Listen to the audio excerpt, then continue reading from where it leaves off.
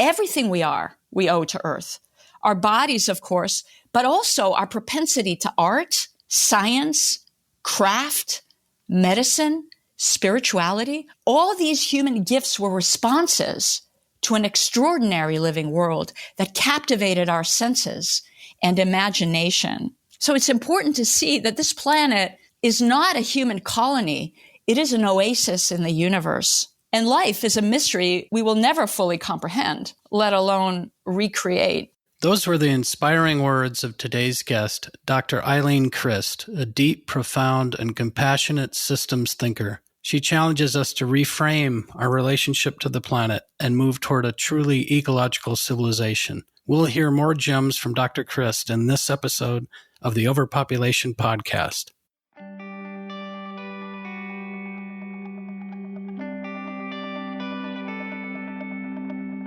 Welcome to the Overpopulation Podcast, where we tirelessly make overshoot and overpopulation common knowledge. That's the first step in right-sizing the scale of our human footprint so that it is in balance with life on Earth, enabling all species to thrive.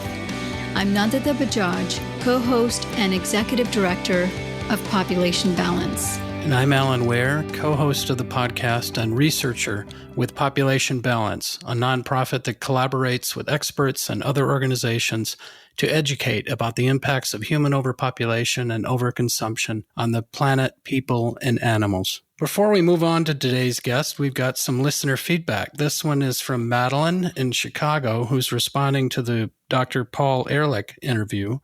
Madeline says, I just finished listening to this interview, and I just wanted to let you know I really loved it. You asked some incredible questions, and his responses were bold and truly astounding. He gave some really great guidance and advice, too. Thanks, Madeline. This one is from Rosemary from Toronto, right there in Nandita's neighborhood. Rosemary says, what a fascinating podcast interview with Dr. Paul Ehrlich. Thank you so much. He makes so many compelling arguments. Back when I was in high school, I had done a whole project on Paul's book, The Population Bomb, and our project drew so much interest that it was featured in the local newspaper. Interestingly, a few months ago, when my classmates recirculated the news article, I looked him up, and it was great to learn that he was still so active. And then to hear him being interviewed on the podcast was a real treat. Well, thank you so much for your feedback, Madeline and Rosemary. If you have feedback or guest recommendations to share, write to us using the contact form on our site or by emailing us at podcast@populationbalance.org. And now, on to our guest interview, which is an extra special one. Today's guest is Dr. Eileen Crist, someone who has deeply influenced our work and perspectives at Population Balance. In addition to being so excited about having this opportunity to chat with her today, we are also thrilled to announce that Dr. Crist has joined our board of directors. We really look forward to adding her perspective and expertise on biodiversity conservation and rewilding to our work here at Population Balance. Dr. Eileen Crist taught in the Department of Science, Technology, and Society at Virginia Tech for 22 years, retiring in 2020. Her work focuses on the biodiversity crisis and destruction of wild places, pathways to halt those trends, and ways forward toward creating an ecological civilization. She is co-editor of a number of books, including Gaia in Turmoil, 2011, and Keeping the Wild, 2015. She has authored and co-authored numerous academic papers as well as popular writings. She is associate editor of the online journal The Ecological Citizen and blogger for Earth Tongues. Her most recent book, Abundant Earth, Toward an Ecological Civilization, was published by University of Chicago Press in 2019. And now on to our discussion. Dr. Eileen Crist, it's really wonderful to have you in our studio today. We are huge fans of your work.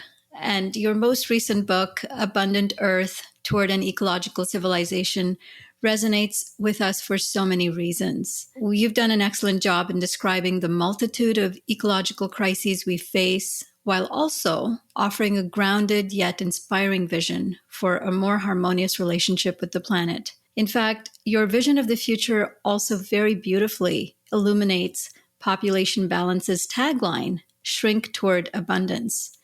We're thrilled to have you. Welcome to the podcast. Thank you. I'm really happy to be here. Thank you for inviting me. Great. So one of the primary concerns that you talk about in most of your work is with biodiversity. Most people assume it's about the number of species, but you make it clear in your book that it's much more than that. Could you explain to our listeners what a fuller definition of biodiversity entails? Biodiversity includes the whole tapestry of life, not only species. And biodiversity is also a comprehensive concept in being rigorous in science and intuitively available to a broader audience. People can understand that it's about the variety of life and what this planet is all about. So biodiversity includes the levels of genes, species, and ecosystems. Genetic diversity is about genes, of course, but really it's about the entities that carry genetic variation, which is populations. So having abundant populations of animals, plants, fungi is so important. Populations are the repositories of genetic diversity. And genetic diversity gives life forms resilience, which means evolutionary strength in the face of change. Now, species diversity is an amazing aspect of this planet. Take any nature show, for example, or picture book of tropical species, and we see that species diversity is captivating. It's a feast for the eyes. We don't even know how many species there are on Earth. About 2 million have been identified, but there could be 7, 10, or 30. Scientists tend to converge on 10 million, but we don't really know. So as an example, roughly 150,000 fungi species have been described, but recent research is indicating that there could be as many as 4 or 5 million fungi species. We don't even know the majority of species of fungi, let alone their ecological roles and their relationships. And species diversity also includes subspecies. Subspecies are not less important than species. They are extensions of the genetic diversity of a species, and they are expressions of evolutionary unfolding. So lastly, we have ecosystem diversity. Ecosystems are dynamic communities of plants, animals, and other life forms that are relating with one another and with a non-living environment. So the ecosystem concept really foregrounds that the living and non-living dimensions of Earth are inseparable. And in some cases, these dimensions are even fused. That's the case with soil, which is a hybrid living and non-living entity. And soil is a phenomenon of a living planet. So there is no soil on lifeless planets. So yes, biodiversity is a comprehensive and robust concept involving all levels of life. That was such a thorough and beautiful response. And I especially love the piece that you just said, that the living and the non-living are inseparable and that there's no soil without a living planet. That's such a clear example of how interconnected the biotic and abiotic are. You also speak about the different ways in which biodiversity is currently being imperiled. Can you speak to that a little bit? Yes, it is imperiled at all these levels, at the genetic, species, and ecosystem. So at the level of genes, what we are seeing today is huge declines of wild populations. This loss of abundances is eroding genetic diversity and impoverishing the manifestations of life. At the species level, the extinction rate is 1,000 times greater than natural. And it is important to state that humanity is extinguishing perfectly healthy life forms who have every right to be here as much as we do. Now, this extinction crisis is fast turning into a mass extinction event where 50 or 75% of Earth's species could be terminated forever. What's more, entire ecosystems are imperiled today. Some examples are coral reefs, coastal seas, continental shelves, the continental shelves of seas, rivers, grasslands, wetlands, tropical forests. So something that I fear is often not understood is that Earth's remaining biodiversity is a one-time gift. If we destroy it, that's not fixable. It's a permanent impoverishment. And another thing that I fear is that many people think that the biodiversity crisis is happening somewhere else, somewhere remote. It's happening everywhere, including your backyard. As you note, there are multiple drivers of this ongoing extinction of species and the simplification and eradication of different ecosystems, and the genetic impoverishment. And agriculture, you highlight, is playing a major role in that around the planet. What are some of those effects that you see with agriculture? Well, scientists have identified habitat destruction, killing, pollution, and climate change as main drivers of the ecological crisis. But the decisive blow on biodiversity comes from a combination of two or more causes. And this is being called the 1-2 punch or the 1-2-3 punch. Amphibians are an example of this. They're among the most imperiled of animals. They have suffered from habitat loss, pollution, a changing climate, and a disease that humans have moved around the globe. But it's not only amphibians. This is the general trend. Biodiversity destruction is happening from the multiple hits that populations, species, and ecologies are experiencing and cannot withstand. So now turning to the agriculture piece of your question, it's a major cause of biodiversity loss, especially industrial agriculture with its monocultures and its chemicals. In fact, recent scientific literature from the last 10 years has identified food production as the leading cause of the ecological crisis. Why? Exactly connected to the 1-2-3 punch. Food production has multiple impacts on life. One is the destruction of ecosystems. For example, mangrove habitats are turned over to shrimp production. Grasslands are converted to grain monocultures, and wetlands get drained for agriculture. As another highlight is the freshwater biodiversity crisis, which few people in the mainstream know about. There's been precipitous declines of freshwater populations and species. Where is the water going? Most of the water humans take goes to agriculture. Further down the line, climate change. At least 30% of greenhouse gases comes from food production.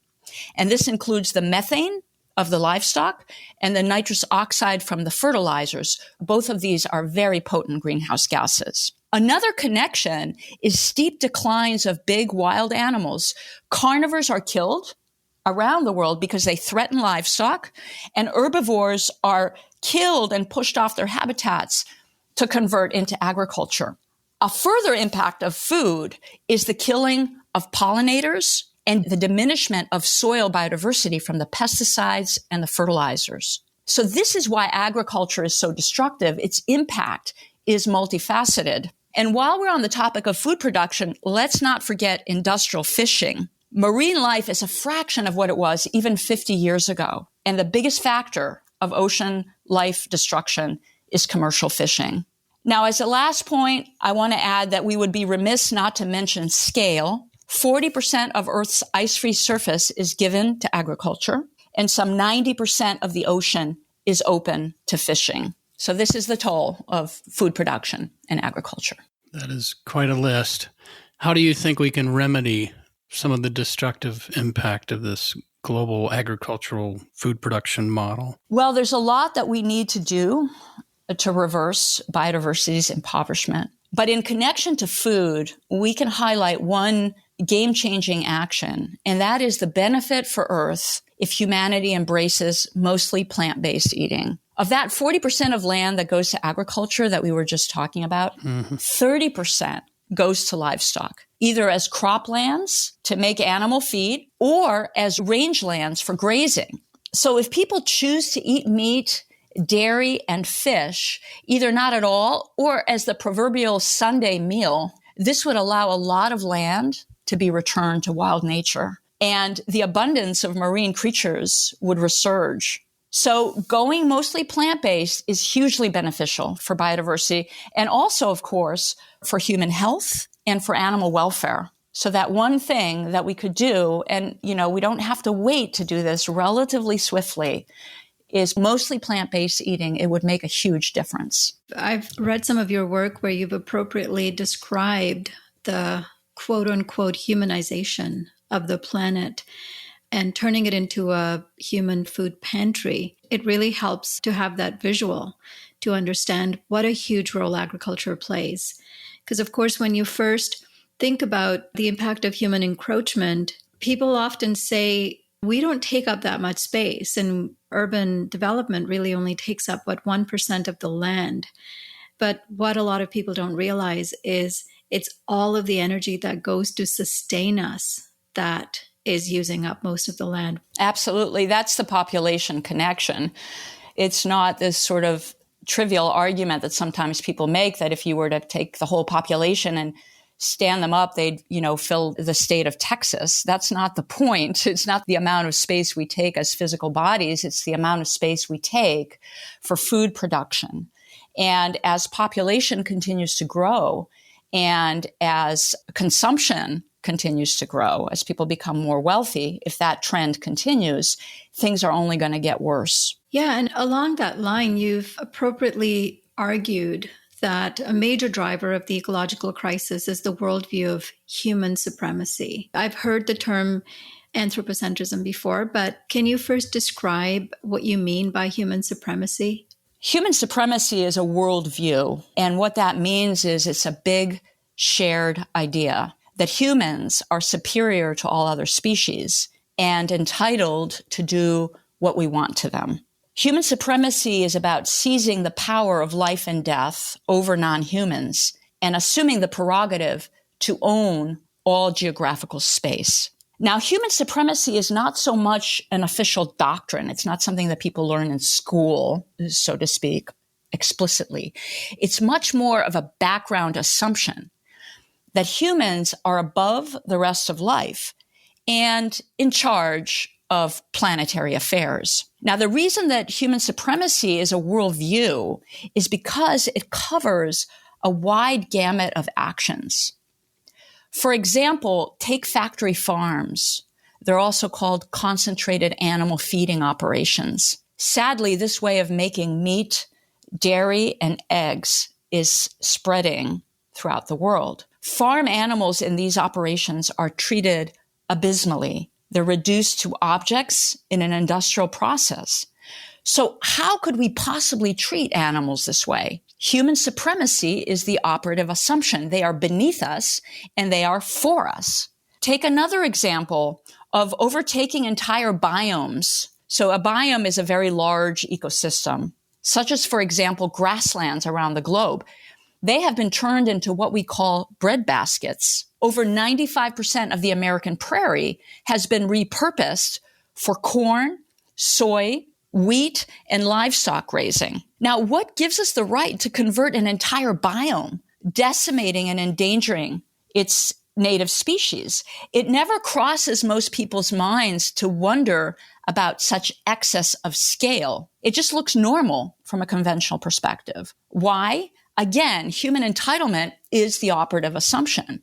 And so we could multiply examples here. Commercial fishing, which is fishing out the ocean, large-scale fracking of landscapes, killing contests for coyotes and sharks, or filling forests, such as in Southeast Asia, with snares, or drowning the world in glyphosate. So the bottom line is that the wide span of destructive actions that it enables is what makes human supremacy a worldview. Very true. But also, having been part of a school system for a long time, I do see that indoctrination starting quite early for students in schools. The way we use animals in dissection, for example, as tools. Millions of animals are killed for a one-time experiment to learn about their anatomy, which can be very well done through so many other means. The way we bring students to field trips, such as zoos and aquariums, to show animals as entertainment or learning tools. There are so many examples where young children who normally would be quite empathetic to these other incredible beings are taught at an early age that it's okay to use animals as tools, entertainment, etc. So I understand what you're saying about it being a background assumption, which then shows up in all of our different systems. How do you think human supremacy is different from anthropocentrism? Yeah, I would like to say one thing in response to what you just said, and that is that I think a lot of cultures in today's world have been very much influenced by the West, which is kind of led in this ideology of human supremacy. And your example was very apropos because the way that this worldview gets learned, we might say, is kind of under the radar. Nobody sits down kids and teaches this worldview explicitly. Rather, it gets taught indirectly. It's an indirect form of indoctrination. And you're quite right about that use of animals, whether experimentally or as entertainment or as objects to learn from. This is one of the most important aspects of human supremacy, because once you get the human-animal divide down, everything else can follow, right? Because animals obviously we are so closely related with them.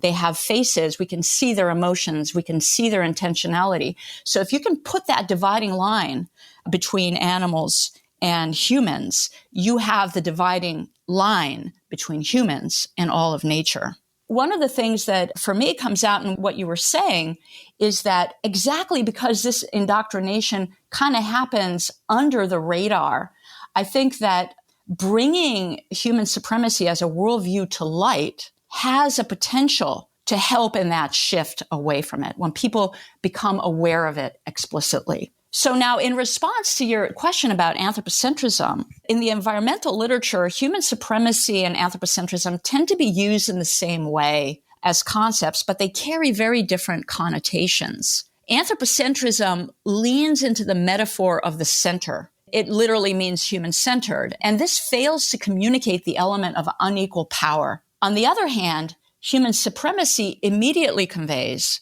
that it's about power over nature, about hierarchy between humans and the rest of life, and therefore that it's also a matter of injustice. I do want to insert one small comment here, and that is that other thinkers, Derek Jensen in particular, and Val Plumwood, the environmental philosopher, have used the term human supremacy. So I think that human supremacy is a better term that way when we recognize how terribly we have treated and treat non-human beings, and when we consider the scale of human takeover of Earth. Right. I think some of this divide, it starts at such a young age, especially in Western urban and suburban environments where school are these sterile indoor spaces that are completely cut off from natural spaces. Natural spaces are visited for very brief periods for certain field trips that might not even be natural spaces. So I think very early on, we're taught that there's this firm separation between the real things we study in school that have more of this human supremacist bent and going outside into the natural world and accepting nature on its own terms, learning about it and learning to love it by learning about it. So it's a shame. And I think there is more outdoor education coming in, but it's still such a minor part of our education starting at the youngest age that builds in this human supremacy view. Very much so. This separation has become increasingly physical as well when we consider urban environments. I agree. Yeah. I know we've talked about this being a worldview that's shared across cultures. In your work, have you found any cultures in different times and places that have been less human supremacist? Yes, I would definitely want to talk about that. Indigenous people have had a very different relationship with nature, a more egalitarian and harmonious cosmological perspective of the connection between humans and the natural world. It's important to qualify that by saying that we don't want to idealize indigenous cultures, nor do we want to homogenize them across time and space. But still, with that caveat, it's fair to say that Native people have been respectful and reverent of nature. In some cases, they lived for millennia in particular regions without degrading their environments. And we can take on board some recurrent indigenous motifs that are relevant here. One is that indigenous people regard animals and plants as kin to humans and as persons. Non-humans can witness human actions. So for indigenous people, non-human beings are awake and aware, and it matters to be respectful of their lives and of their experiences in the world. Another common thread is that indigenous people do not have a frontier mentality. Nature is not something to be constantly encroached upon and overtaken. Indeed, native means a way of life that fits in, that is enveloped by a bigger and sacred world.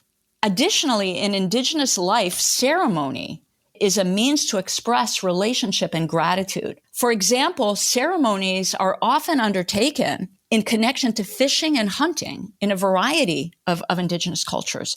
This is a way to honor the lives of the animals who become food. Another shared indigenous quality is intergenerational awareness, receiving the wisdom of the ancestors with respect to the land and passing down a preserved environment to posterity. So as a last point, I'd like to highlight some key indigenous values that are recurrent in the literature of indigenous authors: reciprocity, gratitude, kinship, affection, respect. So considering the question of, okay, how do we overcome human supremacy, this dominant story that we are above the rest of life and entitled to use it as we will, I think it's really vital to see that it is a false story. Human supremacy is a historical inheritance. We don't have to stay saddled with it. We are neither above nor separate from nature. We are dependent on the planet for every breath we take. On average, that's 15 breaths per minute from the day we're born to the day we die. We are beholden to life for making this perfect air. What's more, the human species emerged at a high point of biodiversity. That biodiverse world galvanized humans. Everything we are, we owe to Earth. Our bodies, of course, but also our propensity to art, science, craft, medicine, spirituality. All these human gifts were responses to an extraordinary living world that captivated our senses and imagination. So it's important to see that this planet is not a human colony. It is an oasis in the universe. And life is a mystery we will never fully comprehend, let alone recreate. Indigenous people have always understood that life works through diversity and interconnections, and human beings are invited to the table as equal partners, not as the planet's aristocracy. So along with human supremacy, you've mentioned human expansionism as another primary driver of the ecological crisis. How would you describe human expansionism? Well, the two are definitely connected. Expansionism is about the growth of the human enterprise. Now, we can call it endless growth, but growth is a biological metaphor, and it often has positive connotations. So expansionism may be preferable. Expansionism really delivers a palpable spatial sense of humans leaving no stone unturned and no blank spot on the map. Now, human supremacy is connected to expansionism. Supremacy gives permission to the human enterprise to keep growing because the underlying assumption is that humans are entitled to sprawl over the face of the earth. All human systems are expanding and demanding more of the planet. And since the 1950s, expansionism has been accelerating. So specifically, we have continued economic growth, extraction, production, and consumption of stuff and energy. Demographic, human numbers continue to grow. And infrastructural expansion. So more roads, cell phone towers, satellites, pipelines, electric grids, and the like. And infrastructure growth is, though it's rarely considered, especially in the mainstream and conventional society, is very destructive of nature, especially when we consider highways and roads, which are multiplying without end in sight. That infrastructure gives access for agricultural development, for mining, logging, poaching, settlements. So it enables biodiversity destruction. And of course, we need to add to human expansionism the huge waste flows that Earth cannot absorb: agrochemicals, carbon dioxide, nitrogen, plastic, sewage, garbage, e-waste, and more. So here's another way to think about expansionism. It's through the idea of the technosphere. The technosphere is defined as the entire human-made mass of stuff. So it includes everything: roads, houses, fishing vessels, dishes, sidewalks, all of it, right? And now here I'd like to share some stats from a Nature paper that was published in 2020. In 1900, the technosphere was 3% of Earth's total biomass. Biomass is the weight of all living things. So the technosphere was 3% of that. In 2020, the mass of human-made objects exceeds the weight of all living things on Earth.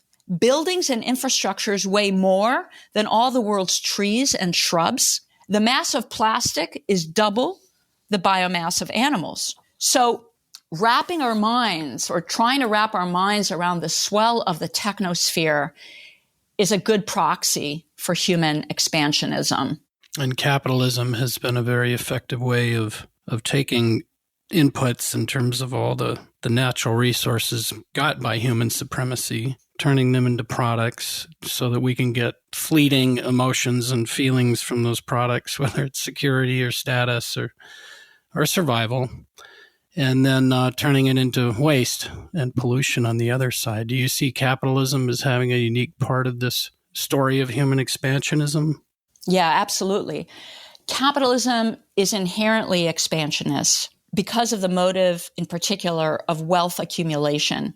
Capitalism is geared toward overproduction and, like you just said, toward inciting overconsumption. So capitalism keeps the extraction engine going. It keeps extraction going, and it's always looking for new places to extract from. It's also seeking always to expand markets and to grow its customer base, not only by roping in more people, but by finding new populations, like expanding sales for kids and for pets. Capitalism is constantly fabricating new desires through advertising, and capitalism makes endless versions of the same things, whether that's cars or crackers or lighting fixtures or pocketbooks or shoes or TVs, you name it. It's a bottomless pit of overproduction. Now, just as an example, here's another stat from that same paper. The amount of new stuff that is made every week is equivalent to the body weight of 7.8 billion people. But I'd like to go a little further on this question of capitalism and ask, is capitalism the root problem? So some analysts imply that if only we could change the capitalist system to some kind of other economic system, everything would be fine. But capitalism is not the root problem. It came from somewhere. The drive for wealth accumulation is far older than capitalism. It's as old as civilization and empire states. The wealth that elites have pursued from the dawn of history demanded domination over the natural world. That's the key. Domination over the natural world is the key. Why? Because nature is the source of all wealth. So well before capitalism, empires turned land into human property and constantly expanded agriculture into wild lands. Empires entrenched the enterprises that are still with us: deforestation, mining, draining wetlands, constant road building, and warfare for loot and for more land and for resources. Empires also initiated what today is called defaunation, the downfall of wild animals, killing them or driving them away, especially the big ones who need a lot of space. So the domination of nature and the idea that nature is a collection of resources to turn into wealth preceded capitalism by millennia. Capitalism inherited that view and has enacted it on a far bigger scale because of some new historical realities, and especially since the 19th century. Specifically, fossil fuel energy, of course, and machinic technology, a hugely increased human population and its demands, the transportation revolution, which is entirely unprecedented in history, more recently, the growth of the middle class, full-scale globalization of trade, virtual interconnectivity, which has really speeded up economic transactions, and the invention of the credit card, which fuels consumption. So all these things have superscaled the destructiveness of the system. But to supersede capitalism, to create something new, a new way of human life on Earth, we have to go to the root and end the domination of nature on which wealth production depends. If we don't question the domination of nature, then what happens is that the solution to capitalism's problems get restricted basically to two things: regulating industries and redistributing wealth. But this solution package doesn't challenge the fact that wealth comes from plundering the earth at the expense of countless species and wild places. Instead, this particular solution package of industry regulation and wealth redistribution is all about sharing the plunder more equally among humans. Right. Yeah. Another point I wanted to add is capitalism has not only fabricated desires for things, but one of the key things we look at population balance is pronatalism. Capitalism is also taking a lead in fabricating a desire for babies.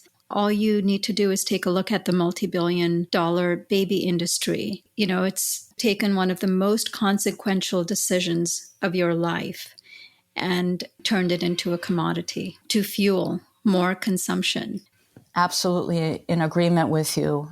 Of course, pronatalism is also far older than capitalism. Yeah. It's connected to patriarchy, so to gender inequality, and also to empires that, needed expendable people to do the work that the elites didn't want to do, and to fill the armies. And today, in capitalism, to be consumers, which is connected to the growth of the middle class. So, yeah, pronatalism is far older than capitalism. Yeah. And at this moment in history, not only can gender equality confront this trend, but we need a newfound attitude about bearing children. So, I grew up as well with that expectation, right? It's the default expectation, sort of, when are the grandchildren coming? When are you going to have children? Yeah. And we need to move away from that default expectation and allow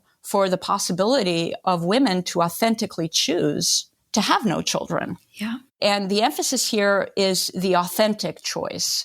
But in order for choices to be authentic, we have to have the options be equal, right? That the expectation for having children isn't overloading people's minds so that they automatically go in that direction. Right. But that there is no expectation. Maybe you'll have children, maybe you won't. That it's a choice, and that you can take on board all kinds of things in making that choice so that that choice is authentic. So well captured.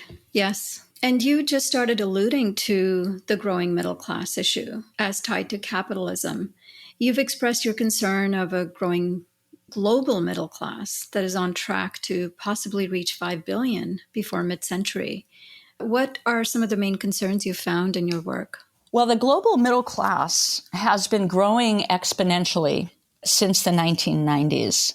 And it's projected to grow toward 5 billion or more well before 2050. Most of this coming swell of the middle class will occur in emerging economies, in particular in China and India. Now, we have to note that the pandemic has stalled that growth, but not stopped it. But what we've learned from the pandemic is that these projections of a global middle class growth could be derailed from economic breakdown or civilizational collapse, from climate change or war or another pandemic or something else. But with that caveat, let's turn to the impact of the middle class.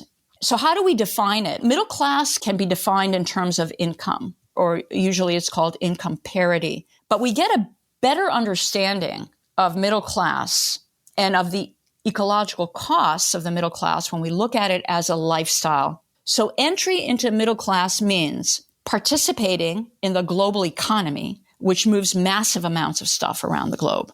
Being middle class entails being surrounded by commodities, a commodities-saturated life with computers, tablets, phones, TVs, paper, clothing, imported foods, washing machines, you name it. Also, middle class avails much more of services like travel, entertainment, and eating out. And services, of course, have a material and energy base. They're not a dematerialized aspect of the economy. Furthermore, a middle class lifestyle, middle class status entails increased energy use. And of course, all these things are tied, right? But we can just highlight them.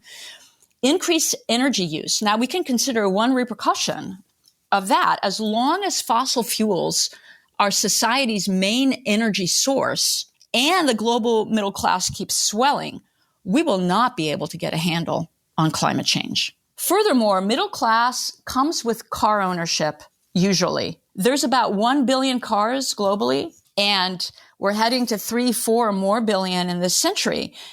Think about the implications of more manufacturing, road building, pollution, traffic, and roadkill. And another middle class trend to mention, at least so far, is that it involves increased consumption of meat, dairy, and fish, with their huge costs for the global ecosystem. So all these aspects of the middle class lifestyle in the aggregate are taking an immense toll. We could say that the impact of the middle class is all about excessive consumption magnified by a large population size. Yeah, and that meat consumption piece is quite stark, actually, because if you look at the data from just the last 50 years of the increase in meat consumption, since our population has doubled from 4 billion to approximately 8 billion, meat consumption has gone up by a factor of 3.5.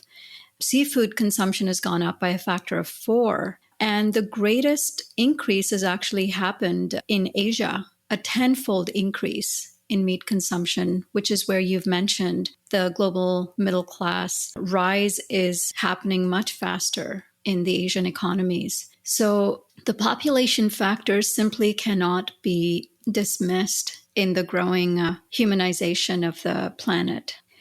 The other related question to this is, how can we balance the rightful striving of billions for the comfort and security that billions of us already take for granted with the fact that the planet cannot withstand several billion more of us, middle-class consumers? The rise of the middle class is really a conundrum.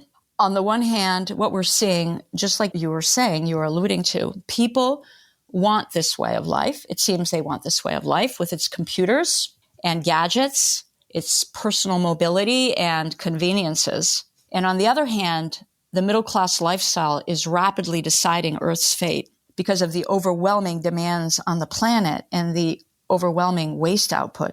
At the same time, poverty still exists. Even though in the last 3 decades, poverty has actually been much reduced precisely in tandem with the middle class having grown. But still, there are about 1 billion people who do not have electricity and other modern amenities. And this is changing, as it should, right? Equity demands that if people want modern amenities and modern opportunities, they should have them.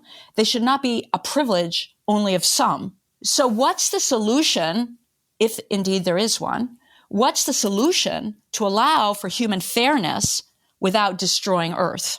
There is not one solution. There is no silver bullet here. For starters, we can see that the global population size is crucial. Since human beings are converging toward middle-class living, how many of us there are matters enormously. So we should work within a human rights framework to gradually reduce our global numbers. Population, however, is only one factor. We need to downscale economic life as soon as possible. And one way to go into this, to the how of this, is to note that heeding the catchphrase reduce, recycle, reuse still goes a long way.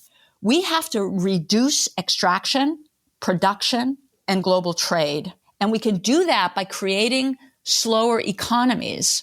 An important way to slow the economy down is to reduce the work week, so to work a lot less. And this will be a blessing, right? It will free time for hobbies, relationships, nature, service, work, cooking. All these things are important for the good life, and so many people do not have time for them. Also, we have to stop producing luxury and superfluous products, and especially mass producing them. So for example, handmade jewelry from your local artist at the local market is a better way to acquire jewelry than buying it from the big box store or buying it online. Moreover, products need to be made to be durable. The constant production of new lines of products, things like phones, computers, and cars, for example, that are so materials intensive and so water and energy intensive, this is unacceptable. Stuff should be made to last, updated in decadal timelines, and made with materials that are recyclable. Reuse is all about valuing what we have, mending our stuff, passing it down, and preferring to buy used rather than new. Now, all these solutions could be pursued right away. It's about the political and social will to do so. But what is ultimately needed is a complete transformation of economic life. And this will take more time. That transformation, or the heart of it, is about becoming local. For example, regarding food, we could say especially regarding food, eating local means that human communities are zoned with farms. People need to live nearby to where most of their food is made. That way, we will know food's ecological context, what kind of labor was involved, how the animals were treated. Moreover, that means that the food will not have any food miles or far, far fewer food miles.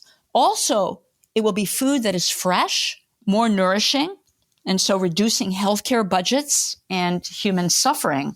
And local food will involve much less food waste because programs can be instituted that return food residues to the farmers to compost back into soil. Another big piece of the local economy is to see a renaissance of the crafts. Instead of buying the standardized mass-produced stuff shipped from who knows where and made who knows how, it means acquiring products from your local craftspeople. And many things that we daily consume or desire can be locally made, just like we were saying about the jewelry. But also things we use like dishware, pottery, clothing, furniture, prepared foods, art. All these things can be crafted nearby. So to circle back to the question of how do we balance middle-class living with a biodiverse Earth, we do so by reducing the global population and by downscaling and transforming economic life. Yeah, so that reminds us of Paul Ehrlich talking about the rectangle of human impact, and one side is the number of people in a population, and the other side is the average consumption for each of those people. And you've just included both in that. And like us at Population Balance, you certainly understand the critical role in lowering human numbers will create a necessary reduction in total human impact. And you've mentioned a number of 2 billion as a possible sustainable population. How did you reach that number? Population is the factor that scales up consumption. Even the basic aspects of human life can get scaled up unsustainably by human numbers. Basic things like food requirements, water, building materials, and sanitation capacity, let alone middle-class consumption that we were discussing. So simply commonsensically, we can see that 2 billion is more sustainable than 8 billion or more for Earth and for human quality of life. But there's a more rigorous rationale for 2 billion as a sustainable population. And it's the agronomist David Pimentel who provided a scientific analysis for this. And it involves food production. That's at the heart of the analysis. 2 billion is the population that can be nourished with organic and diverse food and with farm animals living in the farms where they belong. So a population of 2 billion can be supported by a healthy food system while also allowing expansive nature protection and the preservation of biodiversity. Pimentel specifically built into his analysis a modern standard of living that is modest, so roughly European levels, and also equitable among people and with reduced animal product consumption. So this is the ecological rationale of 2 billion. It's good for human health, good for the integrity of the planet, and ethical for animals. And that's what it's all about, that win-win-win alignment, right? So is the optimal number 2 billion? Is it 1 billion? Is it 3 billion? We don't know exactly, but we do know that it's a lot lower than where we are and where we're headed. We would agree. We interviewed Paul Ehrlich recently, who mentioned 3 billion at a Mexican standard of living, and he was quoting Sir Partha Dasgupta.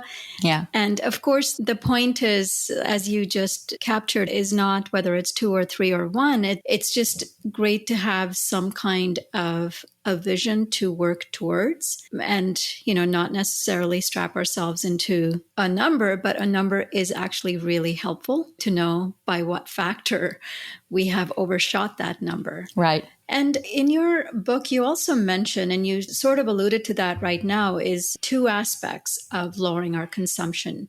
You call it scaling down and pulling back as the most intelligent 2-sided strategy to address the ecological crisis. How do we do those 2 things? So the one involves human systems and the other involves nature. Scaling down means downscaling human systems.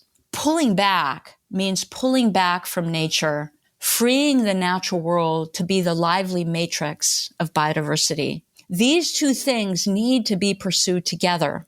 In order to preserve Earth's biodiversity, both for its own sake and for the sake of future people, we have to protect nature on a large scale. And to be able to achieve this, humanity has to contract its demands from nature and substantially reduce pollution. So the scaling down is all about what we've been discussing, lowering the human population, transforming economic life, especially ending overproduction and valuing local living and the conservation of stuff and energy. Scaling down also means minimizing infrastructural growth and building no infrastructure in natural areas, and in fact, even removing infrastructure from wild places. Now, pulling back is about generously protecting land and seas. Conservation scientists are urging global society to move toward protecting half of Earth's ecosystems. This is known as half Earth, or nature needs half. This scale of nature conservation is required to stop extinctions and to avert a mass extinction. It's also needed to deal with climate change. Scientists are now using the term natural climate solutions. Protecting and restoring wild places has enormous greenhouse mitigation potential, both in terms of keeping the carbon stored in the natural world and in absorbing the carbon dioxide that we have emitted. And an important last point about pulling back is that large-scale nature protection inaugurates a new relationship between humanity and Earth, one of peaceful coexistence, respect, and wonder, and mutual thriving. So in your essay, Earthling, We, Us, you make the point that socio-cultural identity politics is interfering with the need to see ourselves as Earthlings, whose ultimate ground of commonality as Earthlings should supersede these other identities. Could you elaborate on the ideas you wrote about in that essay? I think that we are all feeling a sense of the fracturing of the human community these days. Yeah. People are retreating into social identities for a sense of security, of knowing who they are and who they belong with.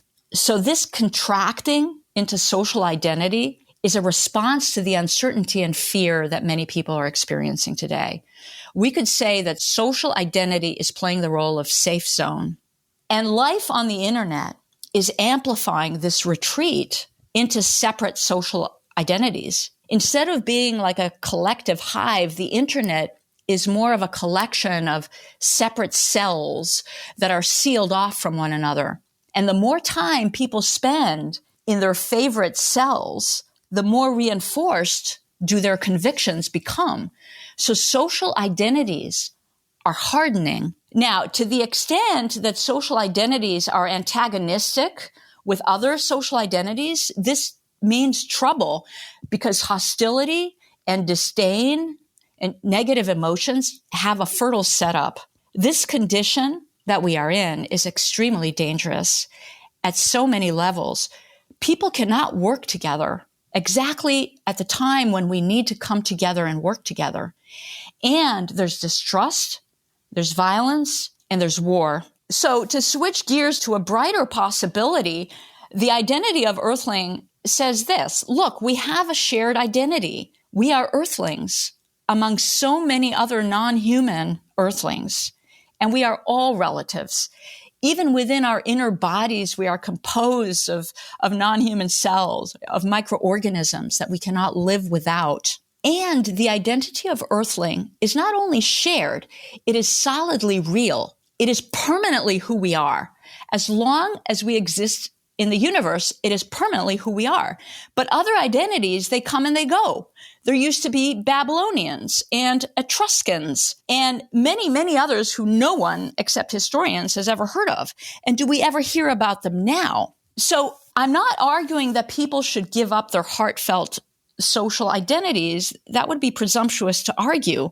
But let's not hold on to social identity so tightly that we become indifferent and hostile to others, and that we forget that before all else, we are all Earthlings. Yeah, I love that. So Earthling really invites us to open our hearts to this shared reality and to attend to the question of what is happening to all Earthlings right now on the planet.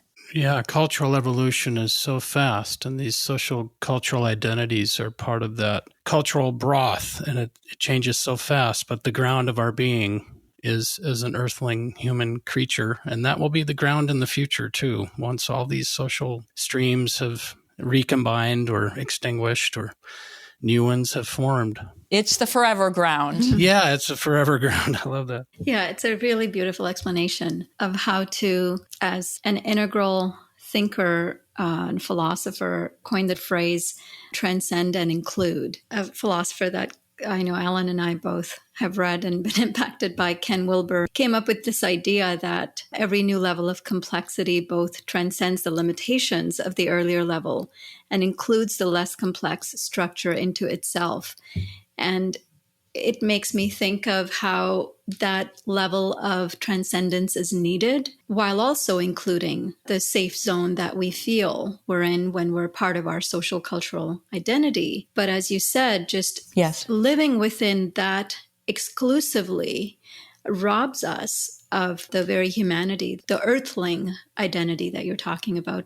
Yeah, absolutely. And when we're only living in these social identities, we become further alienated from the earth and unaware of what is happening. I mean, there's so much broad ignorance of mass extinction, and people don't really understand climate change. So this sort of, contracting into social identity, closing off into social identity is really fueling ignorance and our awareness of what is happening right now on the planet, exactly at a time when we really need to open up to it. Definitely. And it's a great segue into the next question we have for you, which is about language, because so much of what you've just spoken about is also identity through language.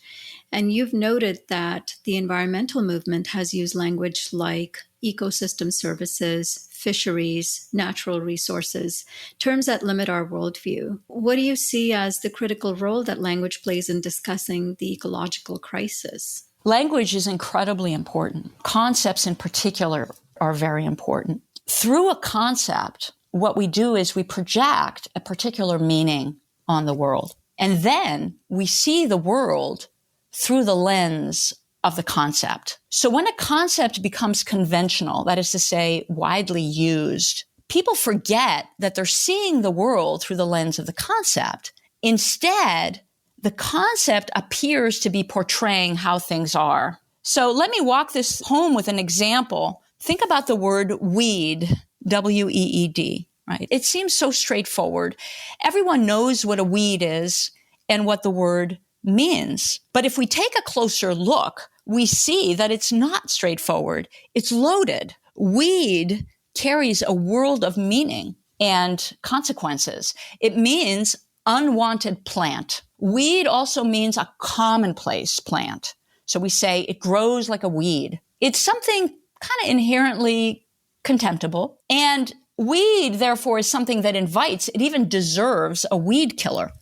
So the next thing you know, everyone has a bottle of herbicide under their kitchen sink. Right. Or their garage.